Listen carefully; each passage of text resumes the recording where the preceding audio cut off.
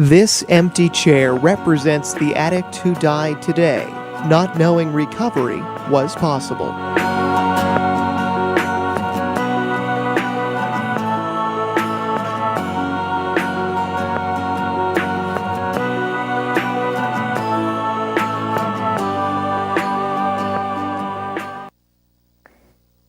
Hi there, and welcome to another episode of The Empty Chair, Exposing Addiction. Before I introduce my guest, I'd just like to give you just a little general information. As many of you know, I also belong to a community group called the Merrimack Valley Prevention and Substance Abuse Project, MVP ASAP. For those of you who are looking for help, looking for resources, looking to contact me for any reason whatsoever, just go to our website, mvpasap.com. It'll give you episodes of The Empty Chair, resources, contact information. Maybe you might want to get involved in our community group. So go to the site, give me a phone call, and we'll talk. Now I am going to introduce my guest. And I want you to understand that, you know, especially someone like this, it's very difficult. She's very nervous about coming here because she's a little bit different than we've had in the past. We've had parents of addicts who have come on, but they've all lost children. This girl is the parent of an addict who she's dealing with on a day-to-day basis. I can relate to that because I've been doing that for a long time. So I'd like to introduce and welcome Melissa to The Empty Chair. And it's okay to be nervous. I am. and you're doing a very good job of it. But right now, let's talk about your son. Your son's name is? Matthew. Matthew. And as we speak, he's in a detox and spectrum. Yes. Okay, and I'm going to take a wild guess. This is not his first trip there. Nope. Okay, why don't we go back in time, and when do you remember him first experimenting with anything? Like, how old was he? Probably like around 13, 14. Mm-hmm. Yeah. And what was it? Weed and booze? Yeah, marijuana. Not sure about drinking. I knew it was marijuana, cigarettes. Mm-hmm. Yeah. Okay, yeah, actually cigarettes you might, when you're starting that young.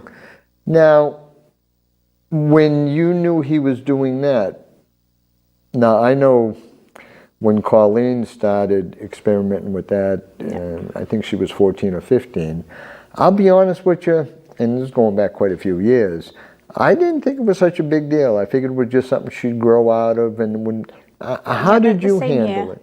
Because he was, his dad had actually passed away when he was 10 from an overdose. Oh, really? Yes. Oh, his dad was an addict, and he died when he was 10, so I think that he was trying to cope with that. So I figured, you know, people he was hanging around with, and it just progressed from there.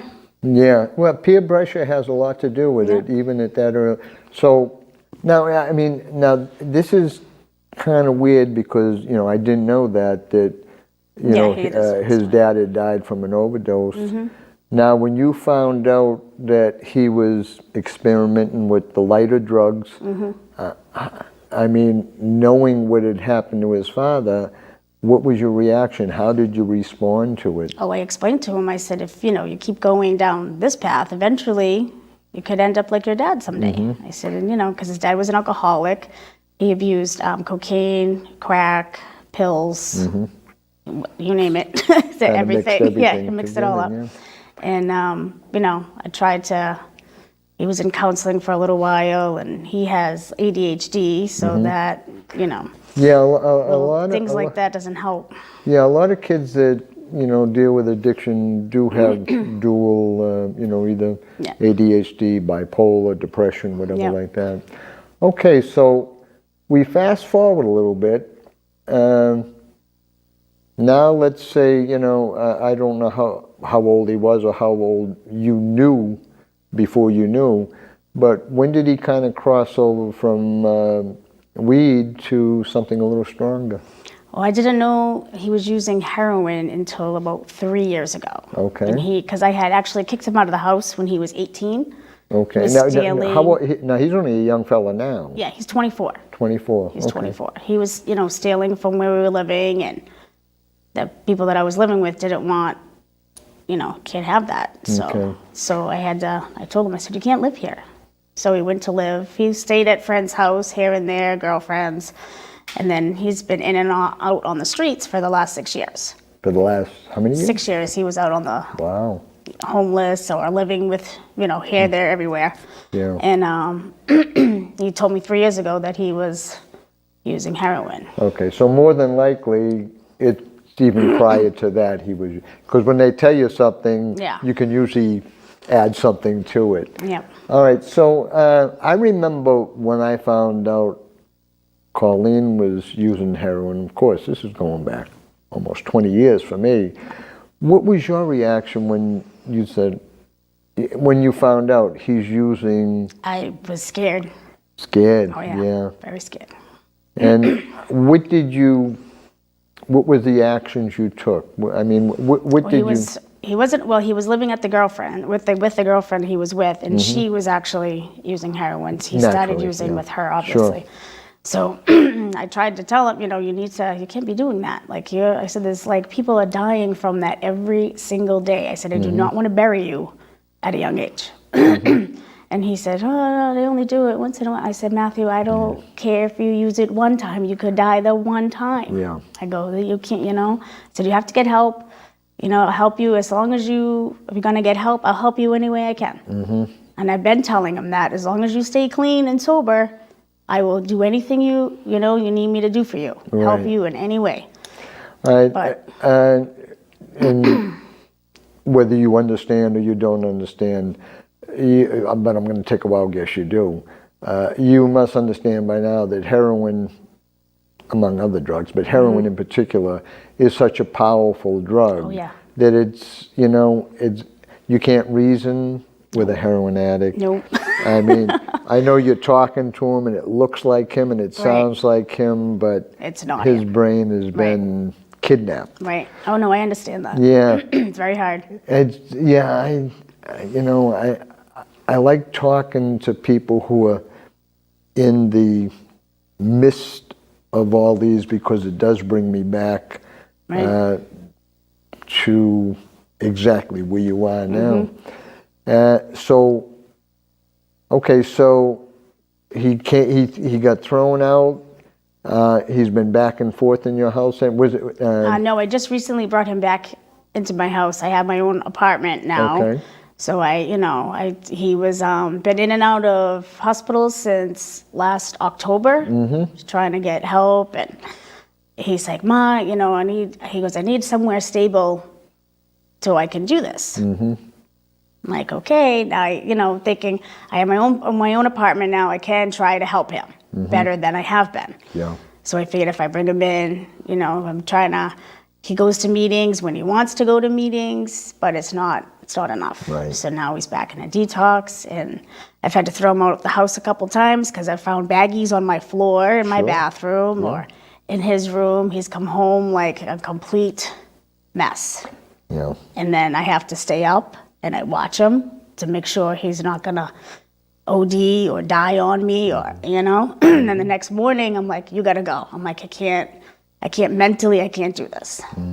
And I have to kick him out, and then the next day or a couple of days later, he's back. Because I'm like, how's he gonna get clean out on the street? That's my own, my own thinking. You know what? No parent of an addict ever has to apologize or explain to me. Oh yeah. Because, it's your son, you love him, and you know that if he doesn't do a long-term positive change in the future, he will die. Yeah. I think of that every day. Yeah? Oh, Every yeah. day. I know you probably have. I know I used to walk around with this real pit in my stomach all the time. I do. Yeah. Yeah, us parents have all gone through that. Now, I even think of funerals. Yeah. It's crazy. Sure. It's like, I don't want to think like that. He's 24. Yeah. Yeah, he's still a young man. Now, you also have a younger son who also lives with you. Right, Anthony. Okay, so you must be concerned that what your older son does could end up falling off on your younger son? Not so much. He does not like heroin at all. He has admitted to me he has tried a couple times, does not like it. Yeah. He doesn't like seeing me going through what I'm going through with Matthew. He gets mad at Matthew. He's like, Ma, he can't stay here. Like, he's in. Some days I'm like, we got to help him. And he's like, and then he even sets rules for him. Good for him. Now how old is he? He's 19. He's 19, okay. And he, he's tried to help me, but Yeah. even us together, we can't. Yeah. Can't And really do we were talking before the show, and this goes to anybody out there who's trying to deal with this on their own. I know I tried to do it, and I've met a lot of families that have tried to do it. You see the sign here, Circle of Hope. Well, that's a family support group that I've belonged to for, it'll be 10 years in July. It's hard for an addict to get clean on themselves. It's hard for a parent to do it on their own also. So those of you who are dealing with what Melissa's dealing with, give me a call. And if you're not ready to make a meeting, we'll talk on the phone, and maybe I can build you up to the point where I can get you into one of our meetings, like I'm trying to do with Melissa.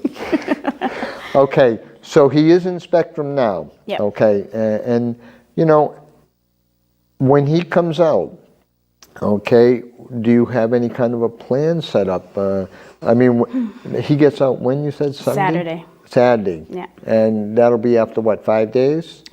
Sunday. He went in Sunday evening. Okay. All right. I'll tell you what, you and I are right here. I'll do what we do at our meetings or when people come over my house. We got to set up a plan for when he comes home. Yes. Okay? So when he comes home, you're going to sit down, maybe have a little chat with him. Right. Okay?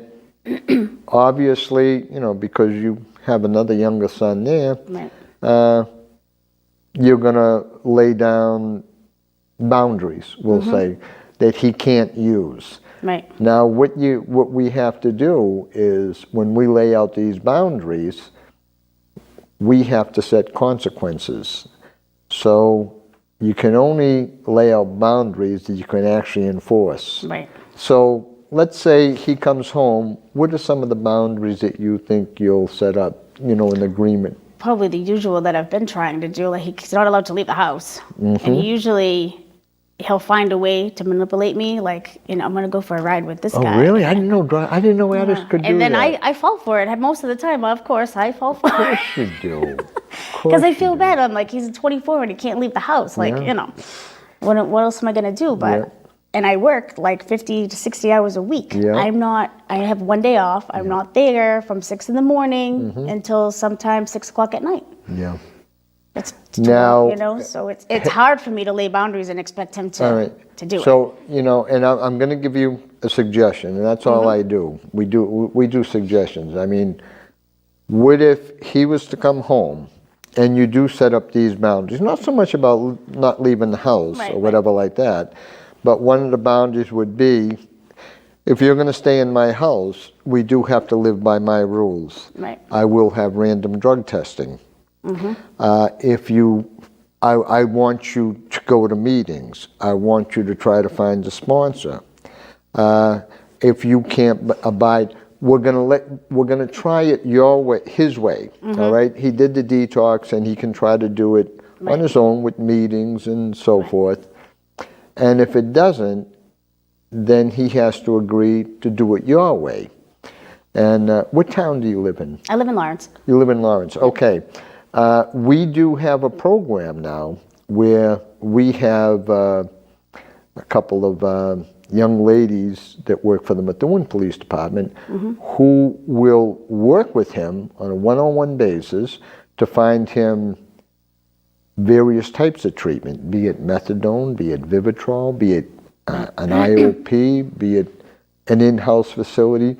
So you're going to like I said, when he comes home, you're going to have to sit up and say, look, I want you to succeed on your own. Right. But if we can't do it your way, just tell him I happen to meet some people that will help me do it a different way. Right, yeah. Now, is that something that you think you could follow That's through? like an excellent idea. Does it really? Yeah, because I've been trying to get him to go to meetings. We went for like 1 week straight, but he won't stay to the end. It's like when you have a break, Yeah. come on, let's go, I'm done. Like, I'm tired. He uses the excuse, he's tired, he worked all day. I worked all day, but I'm willing to stay here with you till the end. If it's an hour and a half meeting, I don't mind coming to these. I actually enjoy sitting here listening, It doesn't bother me. But I can't get him to go. Well, it's hard, Which I understand it's hard, but at least I'm like, at least I got him to go for a little bit. Right. So that's, Now, tell me something, and here's another suggestion I'm going to make. I know, even now, after all the years Colleen has been clean, when she has various types of problems or whatever like that, a lot of times she, as close as her and I are now, she won't discuss them with me. She'll either have a sponsor or she'll talk to my wife, Fran, who's her stepmom, and they have such a great relationship. It's very open. So a lot of times it's easier for someone to talk. It's easier for someone who has a substance use problem to talk to an outsider as to someone who... I get that, because he doesn't really talk to me much. If he'd be willing, you have my number now, because I've been bugging you all the time you were coming down here. If he'd be willing, he could call me. I will talk a little bit with him. Yeah. Maybe, I can help him out until he finds meetings or a sponsor. Right. We have a clinician who would be happy to work with him on a one-on-one basis. Just something to maybe get him comfortable so that he will be able to transform to things like that. It's going to be tough because he's doesn't want to do anything. Yeah, well... No meetings, no programs. He thinks he can just sit back and... All right, but obviously he's been doing this for 6 years. Would you say his way is working? Oh my goodness, no. No, it certainly isn't. No. And that's why, that's another reason, and I'm not trying to push my support group, but I'm pushing my support group. The reason that they're so good is, you know what you have to do. Right. We've had people in our group who it's taken them coming to meetings for 6 months before they have the strength to actually know what they have to do. Because the fact of the matter is, we can't watch them 24/7. Most addicts, or a majority of addicts who OD and die, it's not out in the street. It's in their home. Yeah. Where you think you're watching them and they're safe. Right.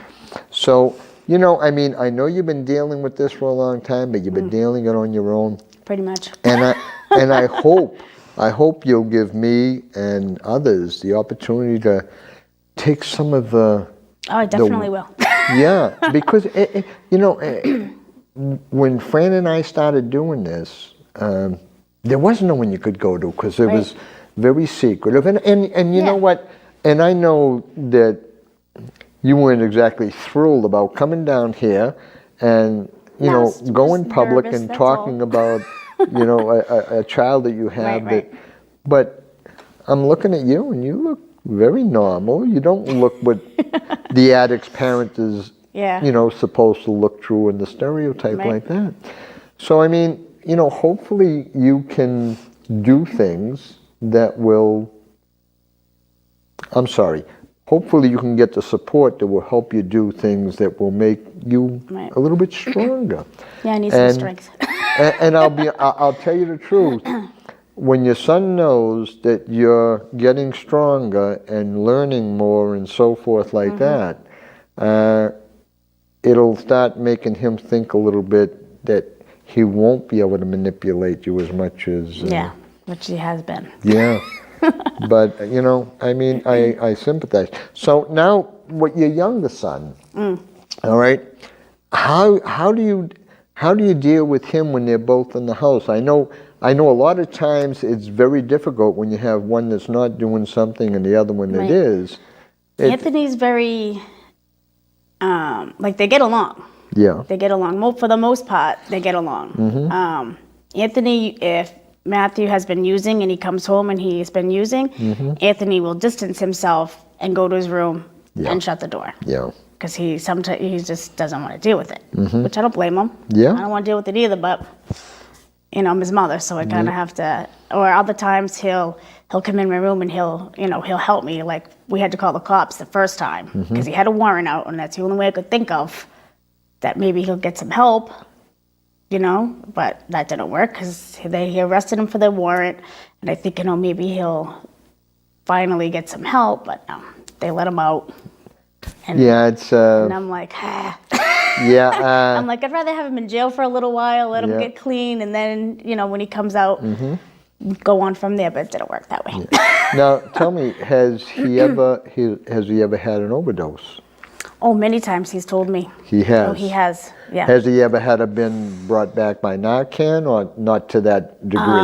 That I don't know. Okay. I know he said a girl had brought him back. Oh. By Okay. probably using mouth to mouth or Well, whatever she did. I don't know exactly Yeah. what she did because Okay. he didn't tell me. But I think he's probably overdosed 4 or 5 times Okay. to my knowledge. Yeah.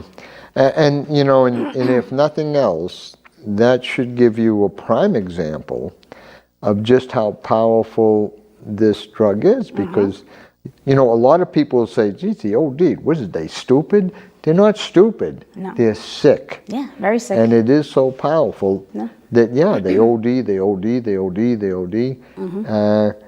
So that's going to make you, obviously, I know I used to worry about the phone call that would be coming. Oh, that's I guess on you my think mind about, all the time. Yeah. Especially when he wasn't living with me because I didn't know where he was, who he was with, or, he would only call me once in a while. And then when he called me, I'm like, and I just, Yeah. I'm like, Matt, just call me tomorrow. And he wouldn't call me for like weeks at a time. Now, when he went into the detox at Spectrum this time, was it his choice, your choice, or how did it come about? He told me he wanted to go. Actually, I dropped him off on Friday. He said, "Ma, I need to go, and he said, but I have to have something in my system because if they won't take you. So my youngest son gave him $20 because we're thinking he has to have actual drugs in his system. Yeah. So then I'm like, hold on, let me call Colleen. Because whenever I have a problem like that, I call Colleen. Yeah. So I called her and she said, no, he doesn't have to have actual drugs. He can just drink. Yeah. Yeah. So I'm like, oh, okay. But he never gave my other son, the $20. So he still had that. Yeah. And then, so he was, drinking. He got a buzz. I took him to the Methuen, to Holy Family. Okay. And I left him there. He went in, filled out paperwork. The nurse went to call him. Gone. Yeah. And I get home, and Anthony's like, oh, Ma, he didn't give me the $20. I'm like, oh. Drove right back to Holy Family. Gone. Yeah. I searched. I looked where I knew he goes, down to South Broadway. Went. But you know where the $20 went. Of course. And he had an extra 10 too, so $30. There you go. I didn't hear from him till Saturday morning. Yeah. He said, Ma, I know I messed up and blah, blah, but I'm in Lawrence Hospital right now. Okay. I said, why did you go to Lawrence? They don't really do much for you. Every time you go there, they just give them the paper, call these places, and be on your way. So I dropped him off again Saturday. I stayed there with him, made sure he got in a room this time. And then Sundays when he got him a bed at Spectrum. Yeah. And then I went there last night. He's like, Ma, I need a sweatshirt, cigarettes, and jeans. So I go there, and the guy says he wants to leave. I said, no, he's not leaving. That's why he wanted to get me there. Yeah. To see, So he goes, well, would you mind telling him? Because usually when we tell the clients that, they can't leave, they have a fit. They think we're lying to them. So I said, oh, no, you can bring him out here and I'll tell him. He's like, oh, Ma, I got to leave. And I said, no, you're not leaving till you're supposed to leave. He's like, oh, fine, I'll just take Uber, the cab. And I said, how are you going to take a cab? You have no money. Oh, it's this girl, Beba. And I'm like, no. I said, Matthew, if you're home before Saturday, do not come to my house. Okay. And then. All right. Now let's Melissa. Let's talk about Saturday. Okay. Yeah. I'm looking unless he, and this happens, you know, a lot of times, not a lot of times, but many times, today's only Thursday. Right. So sometimes by the third or fourth day, it's out of your system, cobwebs start to clear up, and you have a chance. Yeah. But to be honest with you, you know, 5 days usually doesn't do it. No. Okay? No. So, and that's why I'm saying, you know, when he comes home, I'm not saying, you know, I don't believe in tough love, Right. okay? But this is what I do believe in. I believe in supporting someone if they want help, not enabling them if they don't. Right. When Colleen was out in the street, and this was after she had been clean for 15 years and then relapsed. Right. She was out in the street, and I was reasonably certain that she was going to die. What I did was I tried to keep the lines of communication with her. I'd go down and visit her, talk to her, not about recovery. Right. I wanted her to know that when she was ready for help, she could call me and I'd help her. And unfortunately, we as parents, there's not a heck of a lot more we can do that. No. But if she was going to, if I was going to lose her, I wanted her to know we were on good terms. Right. Now, we only have a short time left, and I told you it would go by quick. I do hope you will take my invitation to, you know, see me at my group. Right. I do hope you will try to get your son to give me a call. I'll try. And I'll tell you what, just, you know, 30 seconds, whatever you want. What would you tell parents? What are you going through in here since you... Gut-wrenching. I'm probably going to cry. That's okay. You take a breath and you cry all you want. We cry a lot in this show. It's very hard Yep. to watch him go through this. Yeah. You know what? It's extremely hard. But I go to work every day, I Yep. smile, I'm happy, Sure. and I don't let a lot of people see what I'm going through. Yep. Except for Colleen, because she's always been there for me. Yep. But I just pray every day. Okay. Praying's good, but we're going to talk, and hopefully you're going to find out that there's a lot of things you can do other than pray. Praying's good. That's all I do. But there's other things we can do that will not only help him, but will help you also. Folks, I can't tell you the courage it takes for someone like Melissa to sit in this chair and tell you what it's like for a parent to watch their child destroy themselves in front of you and really not be able to stop it. There's some things you can do, but unfortunately addiction is just that powerful. So I thank you for coming, because you're the first parent of an addict that's dealing with an addict that I've had come on, and it's been very hard to get people to come out like that. And I know it's hard for you, and I want to tell you that I'm so glad you did, and I hope we can help you in the future. Thank you. Folks, I hope you'll join us next month on The Empty Chair, but please pay attention to what Melissa said, because she's just a mother who went through and is going through day after day after day, dealing with someone she loves more than anything that can't get off the drugs. Watch your kids, talk to your kids, see if you can get them to, before they even start. Good night, and we'll see you next month on The Empty Chair.